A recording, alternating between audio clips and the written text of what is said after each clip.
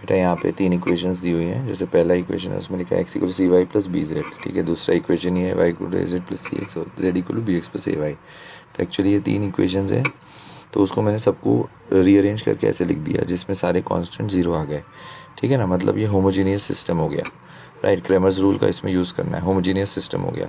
अब उन्होंने बोला है कि X Y Z are not all zero. इसका मतलब यहाँ पे एक नॉन ट्रिवियल सोल्यूशन एग्जिस्ट करेगा, क्योंकि नॉन ट्रिवियल सोल्यूशन में सारे ज़ीरो होते हैं, नॉन ट्रिवियल में कोई ना कोई एक नॉन ज़ीरो होता है। तो इसलिए नॉन ट्रिवियल सोल्यूशन है। तो होमोजीनियस सिस्टम में नॉन ट्रिवियल सोल्यूशन की कंडीशन क्या होती है, डेल्टा इक्वल टू ज़ीरो होता है। डेल्टा को लिखेंगे डिटर्मिनेंट कैसे, कोफिशिएंट्स को यूज़ करके। तो पहला रो बना 1 माइनस सी माइनस बी, दूसरे इक्वेशन से c माइनस वन ए, और तीसरे इक्वेशन से बी ए माइनस वन, उसका डिटर्मिनेंट बना के इक्वल टू ज़ीरो कर दिया। बस फिर डिटर्मिनेंट को एक्सपैंड करेंगे। तो डिटर्मिनेंट एक्सपैंड इस तरह से किया, फर्स्ट रो के अलॉन्ग एक्सपैंड किया तो ये रिलेशन आया, और फिर क्या किया, 1 को छोड़ के बाकी के सारे टर्म्स को राइट साइड ले गए।